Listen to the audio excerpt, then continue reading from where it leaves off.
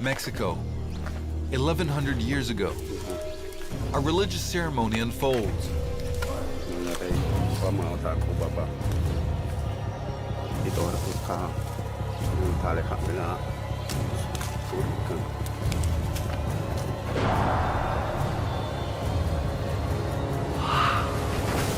Maya guards throw their captive into a bottomless sinkhole, never to be seen again. Until now, we're on a mission to follow his descent deep into the watery blackness to learn what this ritual sacrifice can tell us about a pending apocalypse, the Maya Doomsday Prophecy. On December 21st, 2012. Are we all doomed? Is life on Earth going to end on December 21st, 2012? Is this what the Maya really predicted? Everyone here is part of a National Geographic expedition. To see if these sacrifices can shed new light on our own pending apocalypse, our experts will discover something so shocking, it will change everything we know about the Maya end of days. I'm Diego Buñuel. I've covered more than 10 wars, explored radioactive wastelands, and climbed high in the Himalayas. But this journey has a special resonance. I've got 2 kids. To be quite honest, the question that I would like answered is, will we make it past Christmas?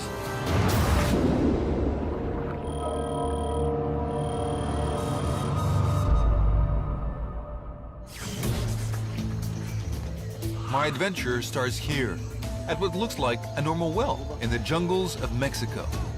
If I drop straight down. But it secretly opens into the sheer cliffs of the Cenote Holtun. So this is a cenote, right? This is a cenote. So it's basically what, underwater caverns? They are underwater caverns, and we believe the ancient Maya cut it. So this is thousands of years old, this open? Probably thousands of years old. We're in the eastern Yucatan, less than 112 kilometers from the capital, Mérida, where the rivers run underground, creating a vast aquifer. The Maya got their water from these cenotes, which were created when the limestone surface collapsed, exposing pools that descend down nearly 100 meters. It's a very holy place. It's the entrance to the underworld. But the Maya also used the cenotes to offer jewelry and beautiful ceramics to a fearsome water god, chalk. And in times of drought, the Maya upped the ante and threw in human sacrifices in a desperate attempt to persuade chalk to provide rain. Well, I can tell you one thing. I just hope the gods are appeased here, because I don't want to be a vain sacrifice. Well, this is like the Underworld Express here. Let's go down to the underworld. Whoa. It's a 21-meter drop to the water's surface. Easy.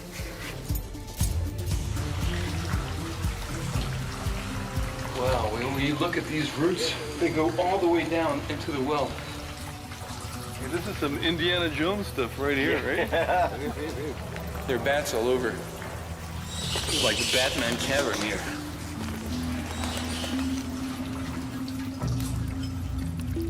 Guillermo de Anda is the perfect guide to the underworld and the secrets it can tell us about the Maya end of days. The Mayas believed that a magical tree was the axis of the universe, and the roots of the tree would be going down to the cenotes, basically. Exactly. So we are right now on the roots of the universe. This is the boundary between the physical world and supernatural world. Wow. So it's a place with a lot of meaning. It's amazing. It seems like this beautiful cavern is in the middle of nowhere, but it used to be part of a bustling city. Chichen Itza. 1,200 years ago, it was a vital hub in a Maya network of quarreling, trading, and warring city-states that covered southern Mexico and the northern half of Central America. Like the rest of the Maya society, Chichen Itza had monumental architecture, writing, and a sophisticated culture that rivaled anything in the world at the time. They even had their equivalent of NFL football, but with a very dark twist. So this is Chichen Itza's main ball court. I mean, it's huge.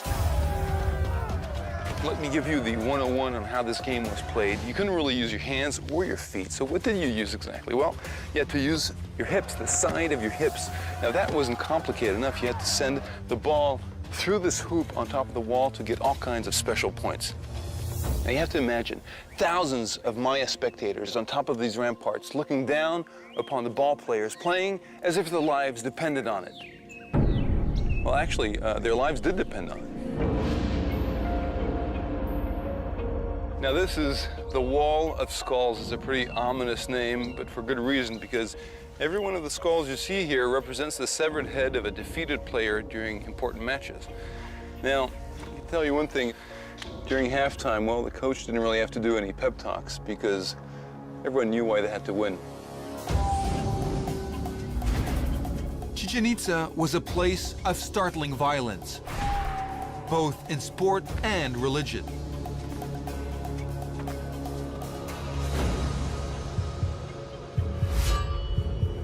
The Maya used human sacrifice to impress not only their gods, but the people themselves, performing the rituals high on a platform for everyone to see. So, archaeologists believe that this is one of the places where they made sacrifices, human sacrifices. The victim would be put down like this. You know, I fit snugly here in between. And then the priest would carve out a hole like this under the ribs, would pull up, thrust his hand inside, and rip out the heart. And if it was done properly, well, the heart would still be beating. Human blood was the food of the gods. But Chak, the water god who lives in the cenotes, had a different agenda. He wanted the sacrifices brought to him, sometimes alive. The most important cenote was in the middle of Chichen Itza, Cenote Sagrado, the sacred cenote. But no one is allowed in. So, this was the end of the road for the people that were going to be sacrificed. Look at this place. You have to understand that this is the Holy of Holies for the Mayas. If you were to be pushed in there, well, you'd be joining hundreds, maybe thousands of people who have been sacrificed. What this cenote really is a mass grave.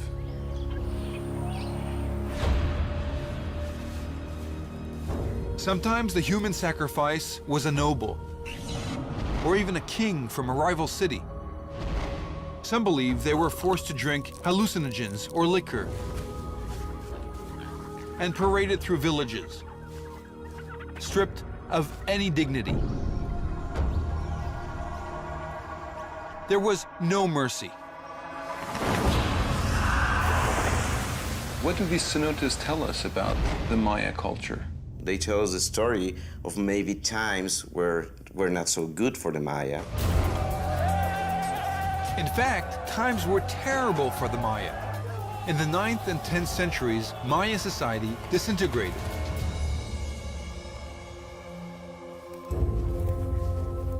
The entire civilization abandoned their magnificent pyramids, their carefully landscaped plazas, their comfortable palaces.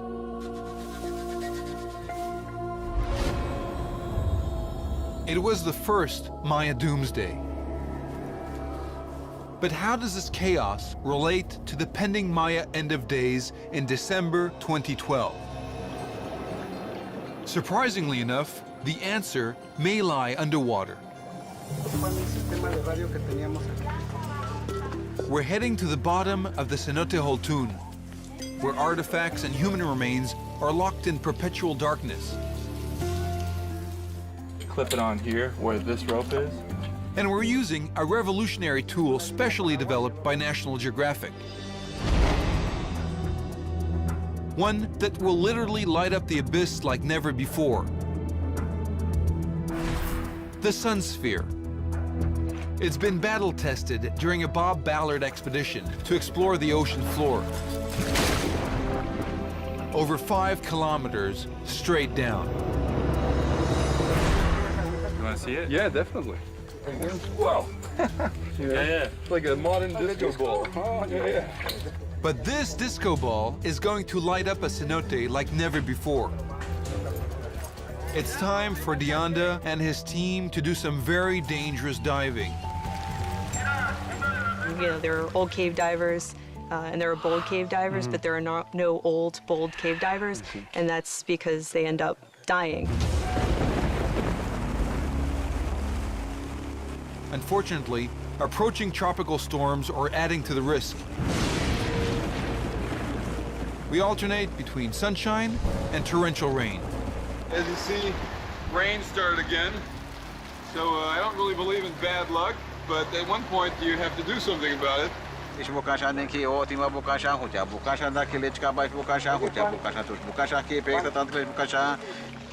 Anyway, we have a shaman with us today that we called in specially to try to see if we can, you know, dispel the bad juju that we've had with the rain so far.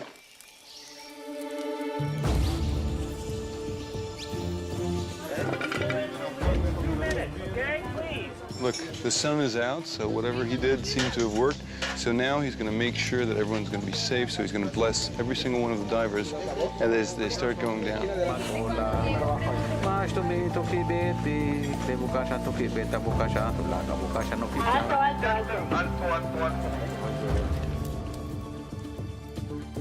See you, Becky. See you from the other side. Yeah. And now, $50,000 worth of technology into the drink. It's amazing. It looks like some UFO they're lowering down into the cave there. Okay, good luck and be safe. Thank you. If you see Chuck downstairs, just say hello, huh? Deanda and his team are trying to reach the bottom, more than 35 meters below. But it's too dangerous to dive for an amateur like me. After 24 meters, the nitrogen in your blood begins to build up and can make divers act drunk, causing you to lose your ability to swim, or even disconnect your own air supply. It's called nitrogen narcosis. It's essential the divers check on each other to make sure that no one shows signs of this deadly condition. Check if we have video. Okay, and now the sound. Okay, welcome everyone to the show. Guillermo, do you copy? Guillermo, do you copy?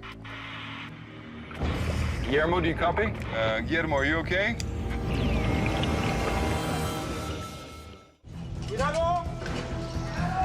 Guillermo, do you copy? Archaeologist Guillermo Deanda has vanished down a 45-meter underwater cave. Guillermo, do you copy? Okay, Diego, get a copy now. Can you copy me? Yeah, loud and clear. Okay, great. Becky, I just saw your fins. Can you nod the camera to confirm? Yep. Okay, great. Is it looking okay? Pretty bad. In terms of visibility? Terrible. We can't even see the sun sphere.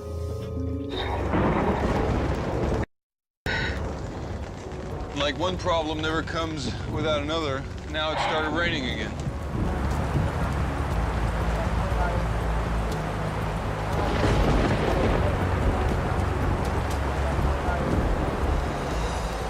I can see the sun here now.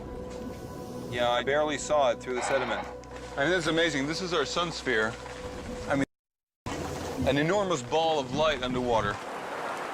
The rain keeps on a deluge of mud and organic material from the jungle.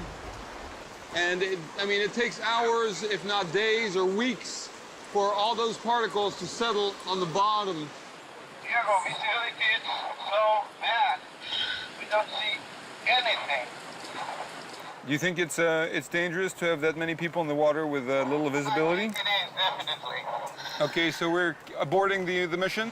We go up, yes. Okay, mission abort.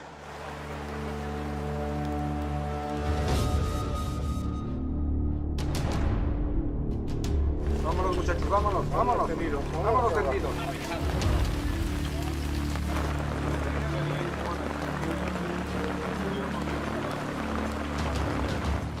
When did this rain start? It started about 40 minutes ago, 30 minutes ago. Oh, it's not When you're coming up, all you see is like chocolate milk swirling in the water from this like waterfall of mud. of mud that's coming Yeah. down, yeah.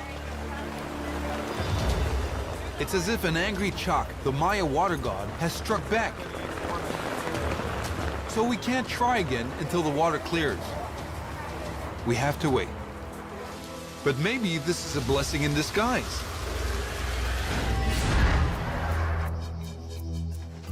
One, two, three, four, five, six, 7. Now I have a chance to head to Chichen Itza and find out more about the Maya prediction that the world will end on December 21st, 2012. 82, 83. And it all begins with their calendar. 91 steps. Ooh. Wow.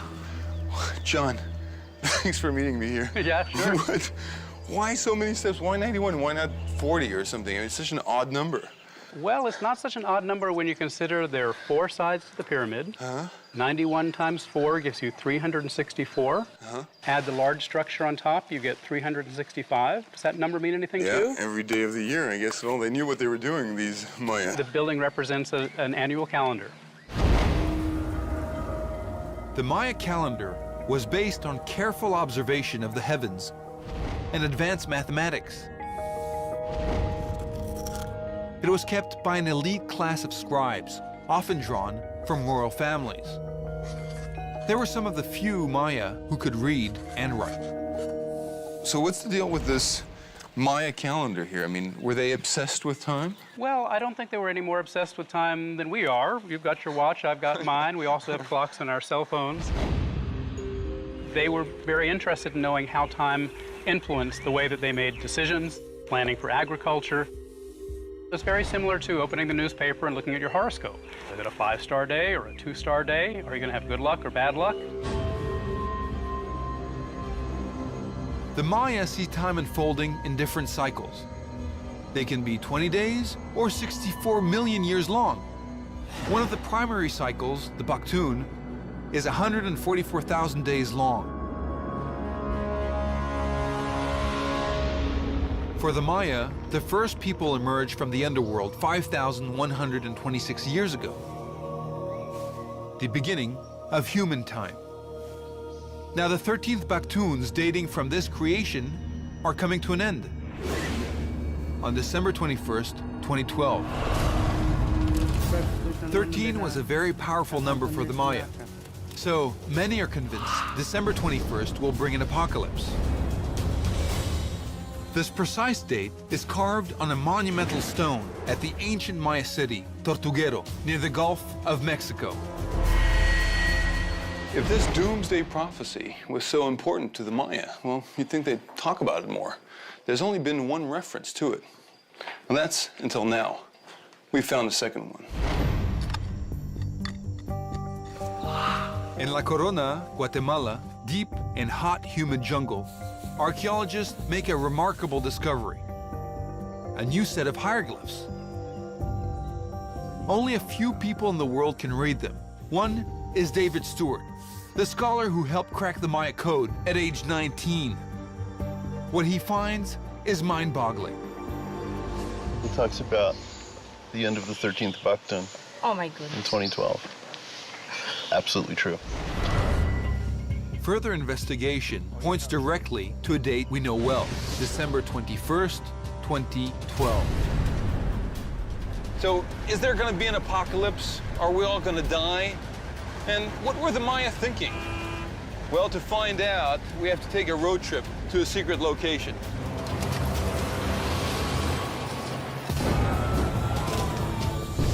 We're tracking the Maya doomsday prediction for December 21st, 2012. But where did this dire forecast originate?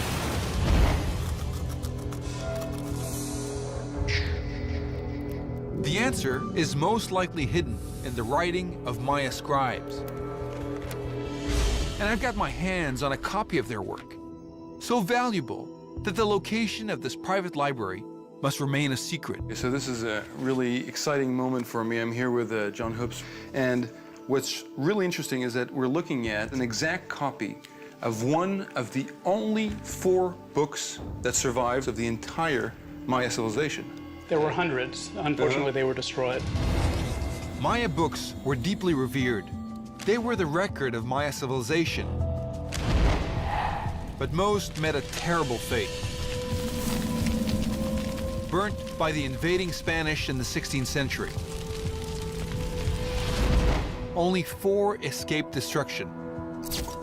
The best preserved, called the Dresden Codex, is in a climate-controlled display case in Germany, and almost impossible to access. But we found a rare, almost perfect copy, hand-colored by an Italian artist in the early 19th century. And it makes a startling revelation on the very last page. About 100 years ago, a German scholar identified this as a representation of a worldwide cataclysm or a flood. But that scholar, Ernst Wilhelm Forstemann, never imagined the uproar he'd cause. So what do we see exactly on it? Well, there's a lot of water on here. That's what this blue stuff is with all of the dots on it. And the water is spilling out of a giant crocodile-like creature that's up in the sky. Forstemann saw a massive amount of water drowning the earth, while 2 ominous-looking gods watch, and a symbol of death, crossbones. It was a catastrophe, an apocalypse. This is what has triggered the whole doomsday frenzy that we're living right now. That's where the problem is, and that some interpret it as a world-destroying cataclysm or a flood, and others don't see that. The water is coming down from above, which for me indicates a big thunderstorm. But not the end of days. Well, it may very well be the beginning of days, because these 2 deities here are associated with creation and associated with the beginning. So basically, it's all a question of interpretation. I mean, the Dresden Codex could be celebrating life-giving rain, or it could be announcing a terrible flood, a doomsday for December 21st, 2012. Well, some people are betting heavily on doomsday. Go! This is the Alamo. Last stand. The large cities are going to be death zones. The Maya inspired martial masters to prepare for an apocalypse. Now, if the rifle doesn't get them, this is where you use your 12-gauge shotgun. Even though Masters lives in Northern California, almost 5,000 kilometers from Maya ancestral lands, he believes in the prophecy. To me, December 21, 2012 is very significant. Masters' plan for what he sees as a chaotic future starts with a carefully selected arsenal of guns. There are 2 kinds of people in the world right now. There are those who are preparing, those who are not. Gotta protect my family. Bingo! When it comes to survival, there are just 2 strategies. You survive in place, or you survive on the move. I plan for both. At the center of his camp is his food and ammunition stash. When the dollars you have in your wallet are worth nothing more than toilet paper or kindling, what's the new currency of the world going to be after we pick ourselves up? Canned peaches. You can trade these for other things. For Masters, global warming, financial crises, solar storms, lack of resources and overpopulation all interconnect to a Maya vision of a cataclysmic future. More than anything, I'm just a man on a mission. I think I'm a part of something larger. Humanity really is at a junction point. And no matter how bad it gets, there'll be those of us that survive. Masters is ready for a global collapse that mirrors what happened to the Maya more than 1,000 years ago. And we've been trying to find out more about this modern apocalypse by diving to the bottom of the deep and dangerous Cenote Holtun. But it hasn't been easy.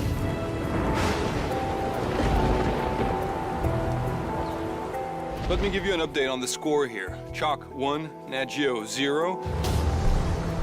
We got rained out by the Maya water god Chalk and left with no visibility. For the past month, Guillermo de Anda has been checking to see if we can dive again. What does it look like down there? It still looks very, very bad. Basically, it's terrible. Still looks like chocolate milk. I don't know if we're going up or down. Oh, really? It's that bad. But there is another option, less than 112 kilometers away. We haven't said our last word yet. We're gonna dive in this incredible cenote called Cenote San Antonio, and it's a place that's very rich archaeologically. So let's hope that everything goes well, and especially let's pray that Chalk doesn't have any more tricks up his sleeve. Clear.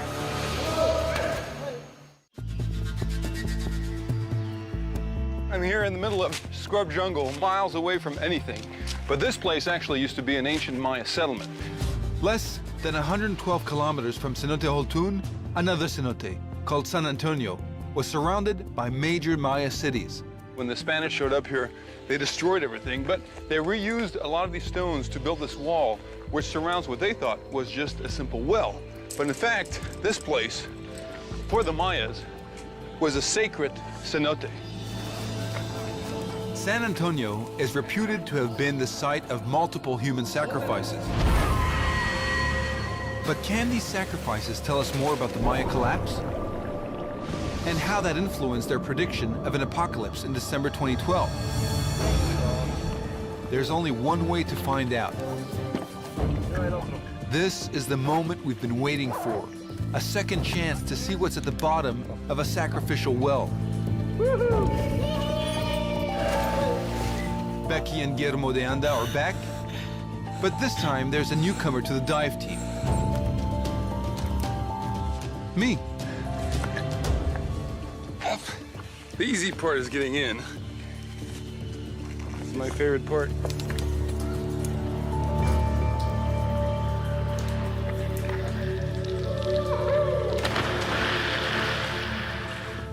God, look at this ray of light, I swear. Looks like a laser beam from the heavens. But a laser beam isn't enough to do the job.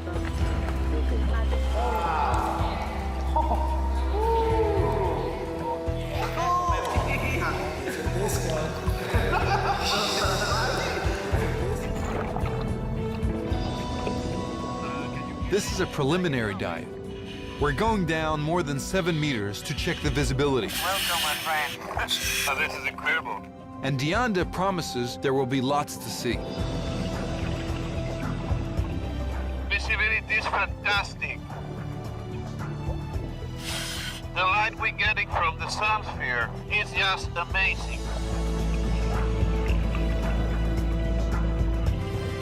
And it certainly looks alien enough, I can tell you that much. We already start seeing lots of bones. Here, it's a backbone.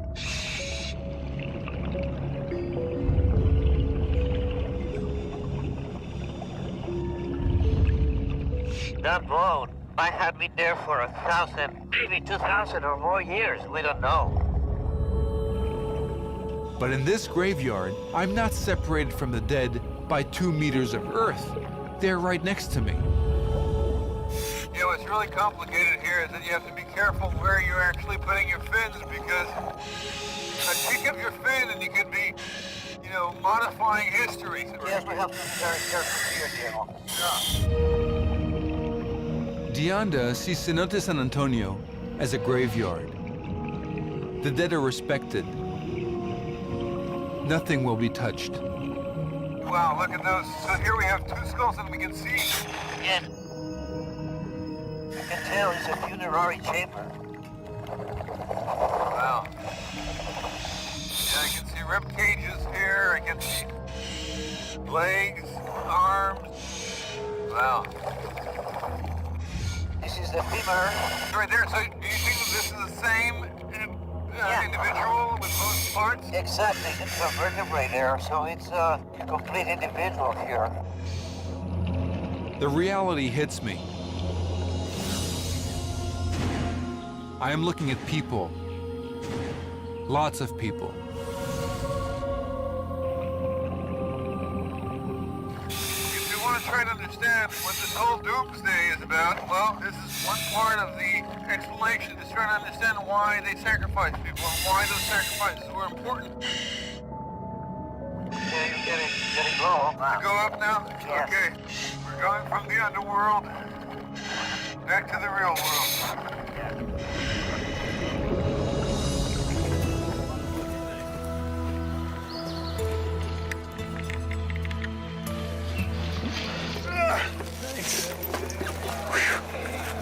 Wow. What a trip. We've just seen a shelf near the surface. But most of the sacrifices would have fallen to the bottom, at least 36 meters down, and maybe more. This is the real payoff, and that's where we're headed. Wow. What do you think? Yeah, it's an experience for sure. Yeah. But first, I need to understand what I've just seen. How could a civilization so refined subject people to such a terrible fate? My research is related to what motivated the sacrifice, what motivated the offerings. It was in times of trouble. There would have been more people sacrificed in times of crisis, basically. I think so, yes. And one big crisis was the drought. New climate research reveals there were devastating droughts throughout the Maya world in the 10th century, the same time as their collapse. They were expecting their rulers, their priests, to be effective in communicating to the gods, and that just didn't happen.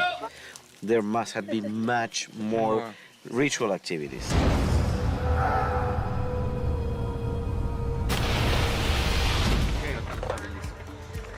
Got it. It's time to head to the bottom to investigate the real effects of this Maya collapse. It takes special training for a dive this deep, so I'm staying topside. Guillermo, do you copy? Excellent, I copy you well. Great, so this is it. We're going. Our sun sphere is a vital but dangerous part of the team. Even in the water, it runs hot, 60 degrees Celsius at its core, so it's always at risk of exploding.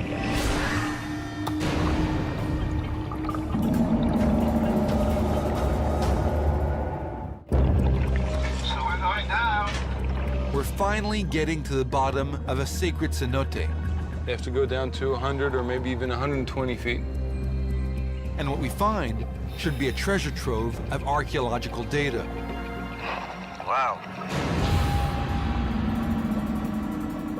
I can see much more bones all around. You know, before when I dove here without the sun sphere, I didn't realize how much bones are here. And they are going all the way down. You can see bones strewn with bones everywhere here. Is that the cranium? Is that someone's head? Yes, that's a cranium. And the whole body is there. These are the only remains of the people sacrificed to the Maya gods. Mothers and fathers, daughters and sons.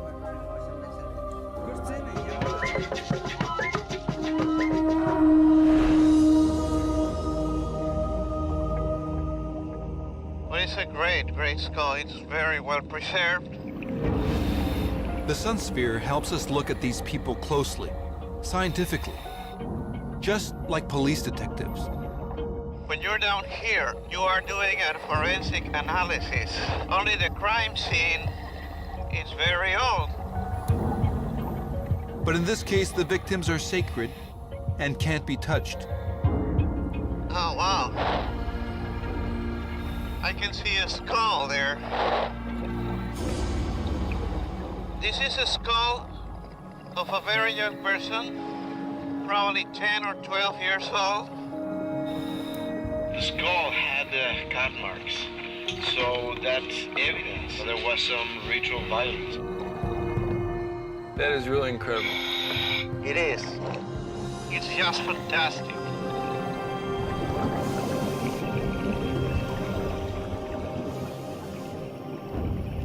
These remains appear to be mostly young boys and girls. Who could have believed that the Maya sacrificed their young and innocent to the water god Chak?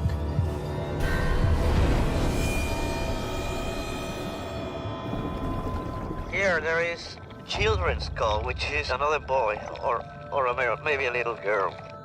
Yeah, this is pretty impressive. This is not older than 8. Not older than 8 years old.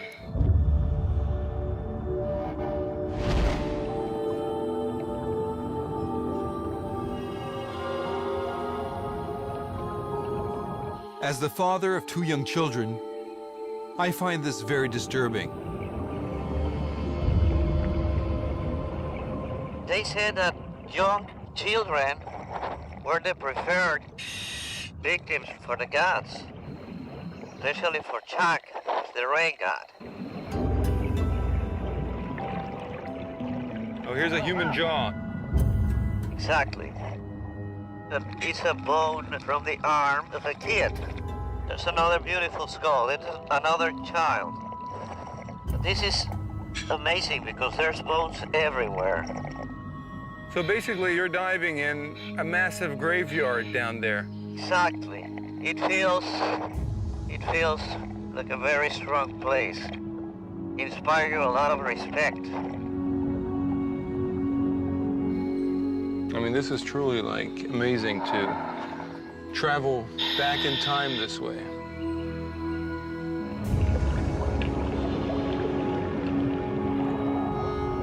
While I may find it disturbing, one discovery in particular excites the scientist in Dianda. It's really amazing that we could see that. There was a very small skull. It's definitely a child, and the cut marks are very clear, like in this area of the head, and probably it's a proof of scalping. Scalping a child shows that the Maya were pushed to the limit, as their society began to collapse from deadly droughts. But even at the best of times, the Maya inflicted terrible punishment on their captives and themselves. I wanted to show this to you men out there.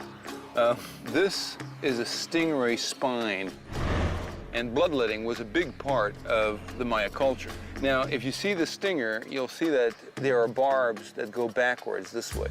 And basically, if you wanted to please the gods, well, you had to stick this in the male genitalia.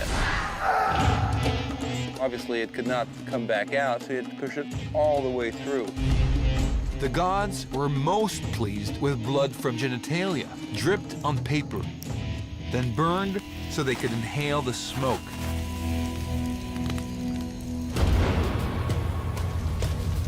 But during the terrible droughts, we can now see bloodletting wasn't enough. So the Maya increased the number of human sacrifices.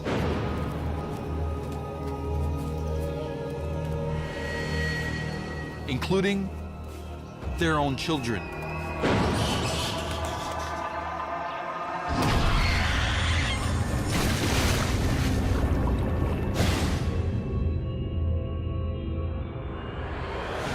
But what about this doomsday prediction for December 21st, 2012? Is it going to happen? Well, we may have an answer for that. And it comes from groundbreaking new research deep in the jungles of Guatemala. Where a few markings on an ancient wall may change everything we think about the doomsday prophecy for December 21st, 2012.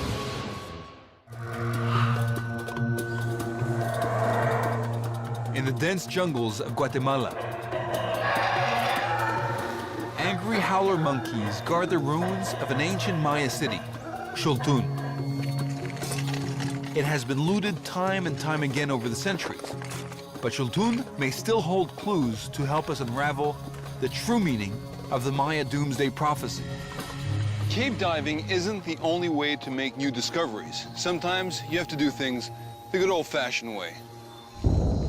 And that's what archaeologist Bill Saturno is doing as he braves the crumbling looters' tunnels to make some remarkable discoveries. All of them.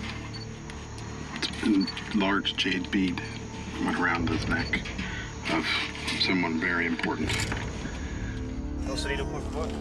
The work is dangerous.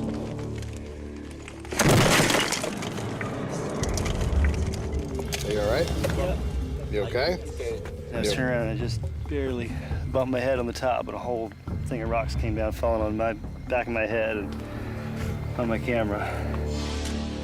But the rewards are worth the risk. Saturno's team has made a find that sheds new light on the controversy about December 21st, 2012.